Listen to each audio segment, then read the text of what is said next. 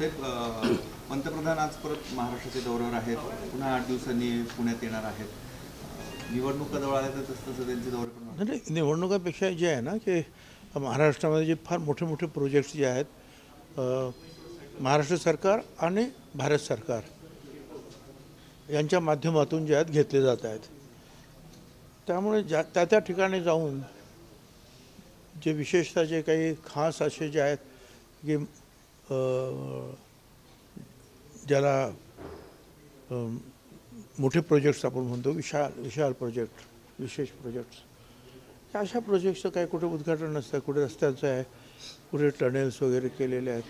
अशा काही चांगल्या कामांच्या याच्यासाठी पंतप्रधान येतात म्हणजे आपणच त्यांना बोलवतो की बाबा या आणि तुमच्या असं उद्घाटन. प्रत्येकाला वाटतं की राज्याचे मंत्री, मुख्यमंत्री, प्रधानमंत्री यावेत आणि आमच्या ह्या चांगल्या प्रोजेक्टचं उद्घाटन करावं, प्रत्येकजण वाटतं आणि मग ते वेळ काढून ते येतात. आपल्या मतदारसंघामध्ये शिवसृष्टीचं उद्घाटन होणार आहे, नाशिकमध्ये ज्योतिबा फुलेंचे पुतळे येणार आहेत, तसं कसं नियोजन असणार आणि कोण बघ आता शिवसृष्टीचं जे आहे ते काम बरंचसं जे आटोक्यात आलेलं आहे आणि महाराजांचा पुतळा वगैरे जे आहेत परवाच्या दिवशी तो नाशिकमधून रवाना होईल तिकडे आणि मग 2-3 दिवसामध्ये तो साधारणपणे 26 तारखेला त्याचं प्रतिष्ठापना करण्याचा विचार आहे. त्याच्यानंतरही ते काम चालू राहील, कारण तो पुतळा नेण्याचं बसवताना 4 एकरमध्ये आहे ते, तिकडे सगळीकडे खाली फाउंटन्स तयार करायचे आहेत. आता ते जर मग तो ट्रक आणि ते क्रेन्स वगैरे जे ते आतमध्ये जाणारच नाहीत. त्याच्यामुळे ह्या सगळ्या याच्यामध्ये अगोदर पुतळा बसवून प्रतिष्ठापना करून मग उरलेलं ते काम जे काय राहील ते कामं घेऊन पुढे चालू ठेवतो. महत्त्वाची जी मोठी कामं जे आहेत, बुरुज, दरवाजे आणि ते सगळं ते फार मोठं काम तुम्ही बघितलं असेल ते पूर्ण झालेलं आहे. तर त्याचं हे होईल लॉन्चिंग जे आहे उद्घाटन 26 तारखेला. आणि हे जे आहे हे 22 तारखेचं होतं, परंतु तिघांची ज्या तारखा जुळेनात त्याच्यामुळे 28 तारीख आता त्यांनी सांगितलं की आम्ही 28ला तिघेजण येतो आहोत.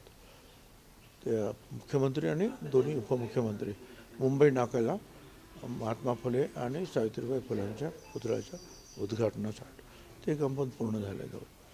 एकीकडे मराठा विरुद्ध ओबीसी अजूनही सुरू आहे वाद, तर दुसरीकडे आता धनगर विरुद्ध आदिवासी असा एक प्रश्न पुन्हा एकदा पेटलेला आहे. निवडणुका जवळ आल्या की आरक्षणाचा मुद्दा अशा पद्धतीने पुन्हा एकदा हाती घेतला काय आता जेव्हा मी कुणाच्या बाजूने कोणाच्या विरुद्ध बोलणार नाही.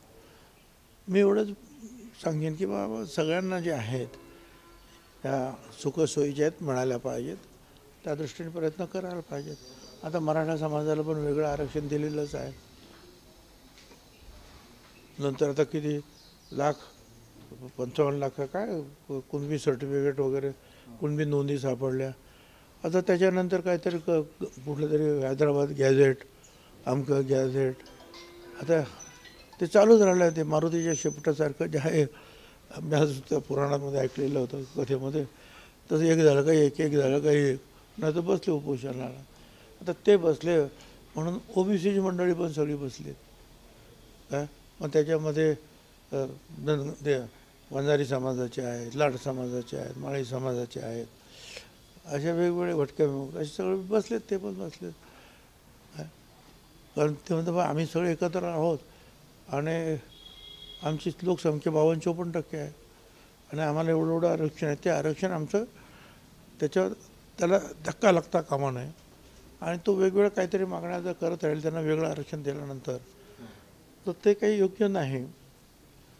तर हे चाललेले आहेत, काय करणार त्याला. लोकशाही आहे, कुणाला थांबवू शकत नाही. पण चर्चेनं जे आहे ते प्रश्न काय असेल बघू.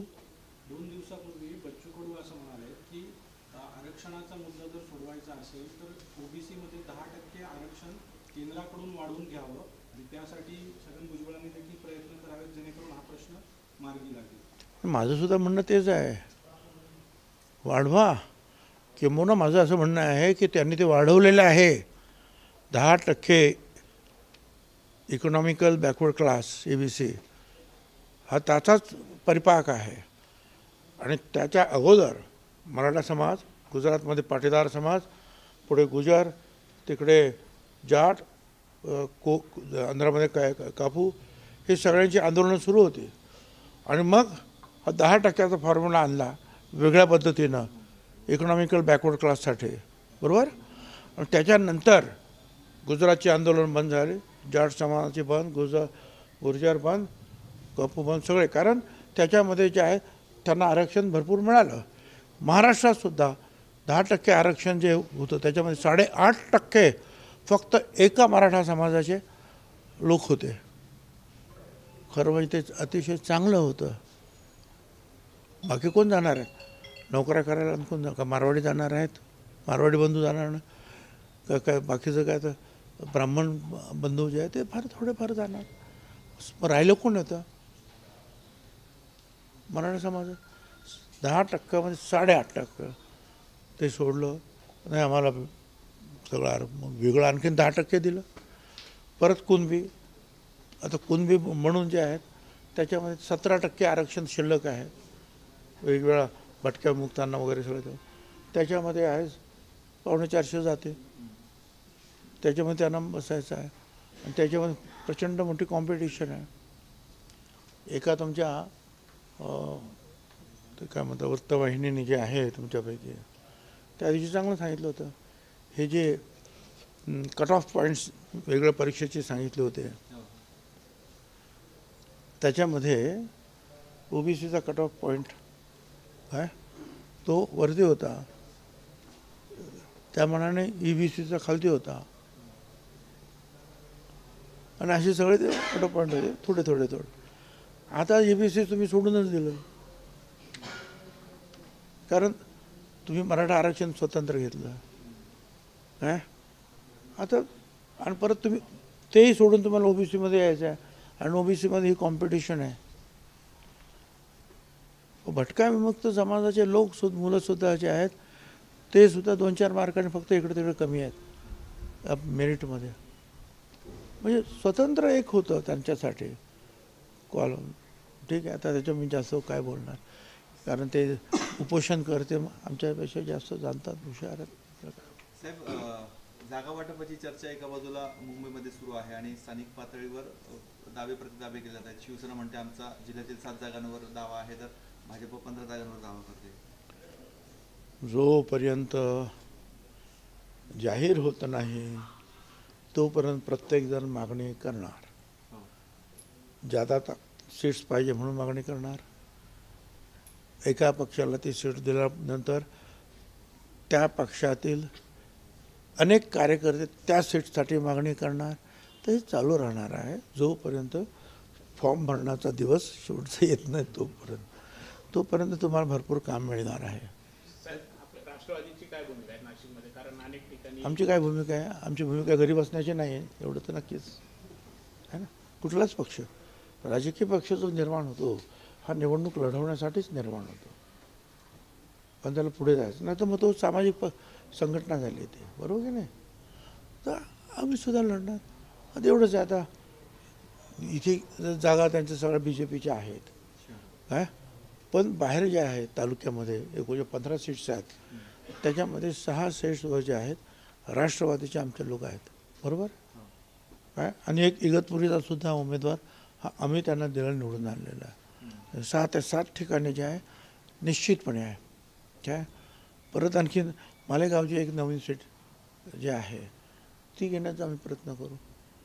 ठीक आहे, शहरामध्ये आम्हाला नाही मिळायचं, आम्हाला तिकडे मिळणार आहे. म्हणजे आमच्यावर काय अन्याय काय होणारच नाही आहे. नांदगावमध्ये समीर भुजबळ इच्छुक आहेत आणि चर्चा आहे सुहास कांदे विरोधात समीर भुजबळ याची देखील लढत होऊ शकते. आपा या सगळ्या तुमच्या सगळ्या बातम्या आहेत, बरोबर आहे. मला सांगा, आम्ही 10 वर्ष तिकडे काम केलं. पंकज भुजबळ, समीर भुजबळ, तुम्ही पाहिलं असेल ते प्रचंड मोठं प्रशासकीय संकुल जे बांधलेलं आहे वरती, आणि वेगवेगळ्या त्या इमारती आहेत, ब्रिजेस बांधलेले आहेत. नस्तनपूरचं प्रचंड मोठं मंदिर निर्माण झालेलं आहे, रस्ते केले, बंधारे, लोकांबरोबर संपर्क आहेत, बरोबर आहे. 10-12 हजार मताने त्यावेळेला पंकज पडले. पण गणपतीला लोक बोलवणारच ना हो आमचे कार्यकर्ते, हां, किंवा मुस्लिम समाजाचे काही कार्यक्रम असेल तर आमचे ते संबंध तर तुटले नाहीत ना, मग आम्ही जायचं की नाही ह्या कार्यक्रमाला.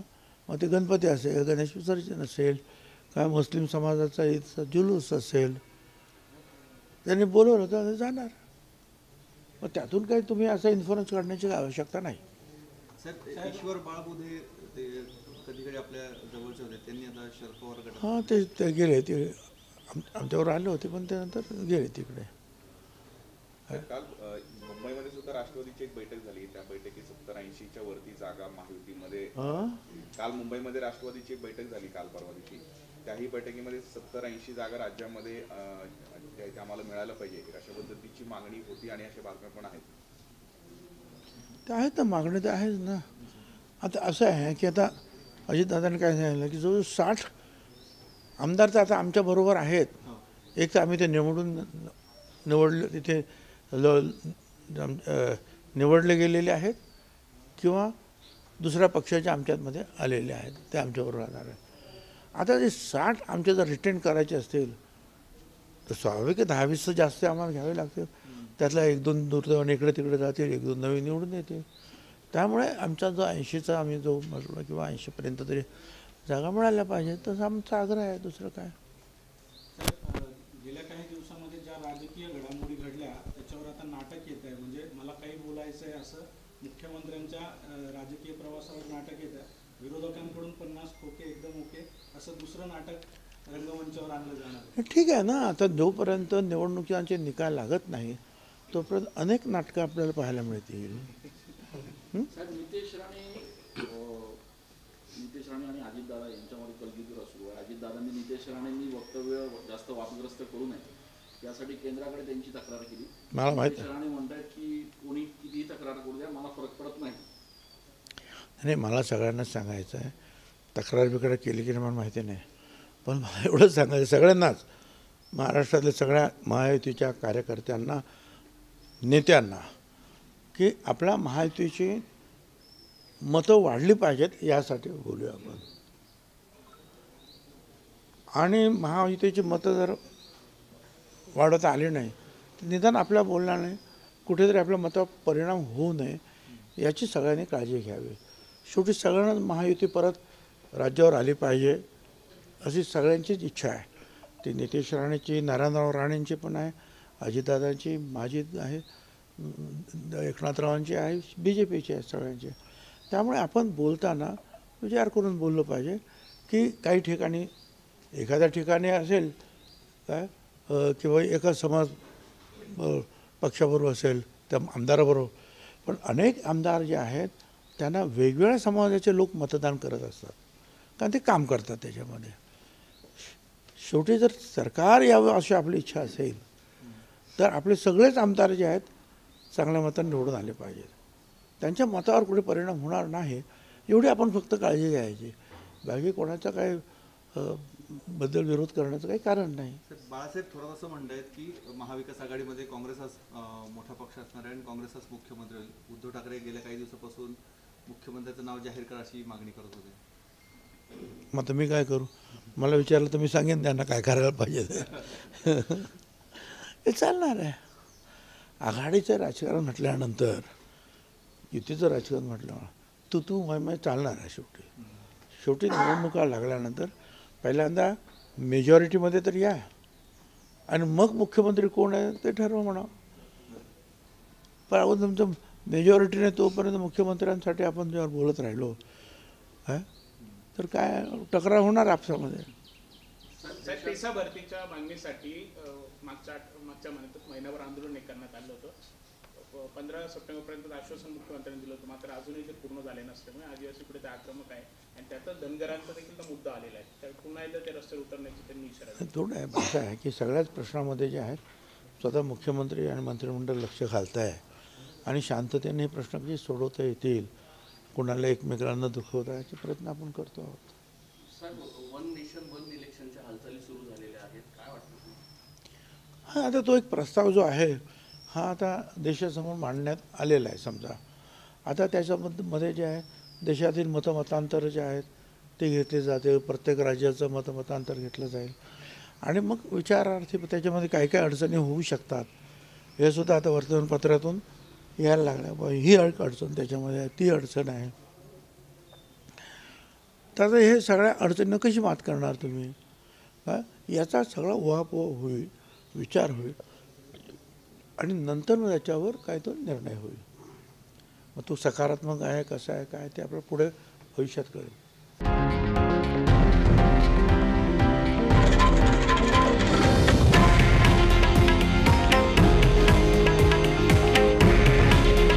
हे आहे देशातील नंबर 1 न्यूज नेटवर्क आणि आपण पाहत आहात TV9 मराठी.